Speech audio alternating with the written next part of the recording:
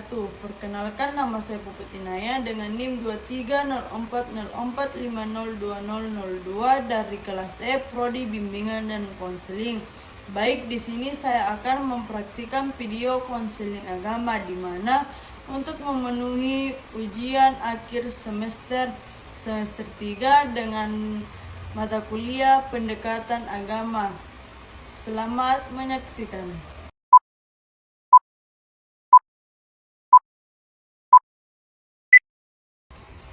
Assalamualaikum Ibu. Waalaikumsalam, silakan masuk silakan duduk. Ya, terima kasih Bu. Selamat datang, terima kasih sudah datang ke sesi konseling ini. Sebelum kita mulai, saya ingin kamu merasa nyaman untuk berbicara tentang apa yang ada di hati dan pikiran kamu. Apapun yang kamu bagikan saat ini akan bersifat rahasia. Bagaimana perasaan Nak Ima merasa saat ini? Terima kasih Ibu. Saya sebenarnya merasa agak bingung dan lelah. Rasanya hidup saya tidak ada arah dan saya mulai meragukan banyak hal tentang agama dan tujuan hidup saya. Ya, perasaan seperti itu pasti berat untuk dirasakan. Kadang memang kita mengalami kebingungan dalam hidup, apalagi ketika menyangkut soal agama dan tujuan hidup kita. Mari kita coba menggali lebih dalam apa yang membuat kamu merasakan seperti itu, Nak. Saya merasa sudah berusaha untuk menjalani ajaran agama. Saya sudah beribadah, berdoa, dan berusaha baik, tapi masih merasa ada yang kurang. Kadang saya merasa tidak cukup baik dan tidak tahu apakah ini benar-benar yang Tuhan inginkan.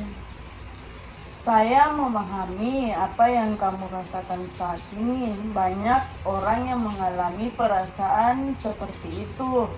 Kadang memang meskipun kita berusaha, kita merasa ada yang hilang atau yang tidak sesuai dengan apa yang kita harapkan. Nah, apa yang kamu harapkan atau inginkan dalam hubungan kamu dengan Tuhan? Apa yang kamu rasakan yang tidak tercapai? Saya ingin lebih dekat dengan Tuhan, dan dunia ini kadang saya merasa kosong meskipun saya berusaha untuk menjadi baik. Oh, rasa kosong itu memang bisa sangat mengganggu, Nak. Namun dalam ajaran agama kita, hidup ini tidak selalu tentang kesempurnaan, Nak. Tuhan melihat usaha kita.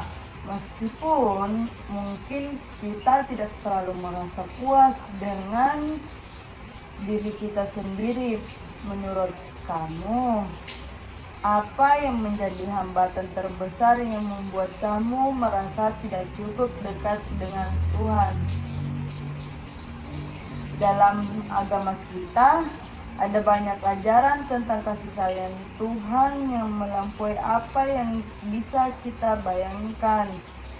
Tuhan sangat memahami keterbatasan kita sebagai manusia.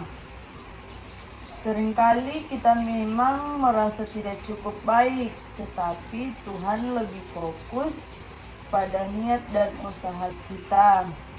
Sebagai contoh, ada ayat yang mengatakan bahwa Tuhan tidak membebani seseorang di luar batas kemampuannya. Nah, sekarang apa yang merasa selama ini terlalu keras pada diri sendiri? Ya Bu, saya rasa begitu. Saya sering merasa tidak cukup meskipun sudah berusaha.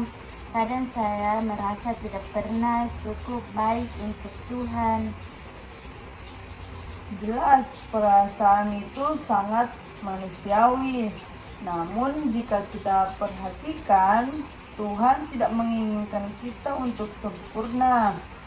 tetapi untuk terus berusaha dan memperbaiki diri kita ke yang lebih baik.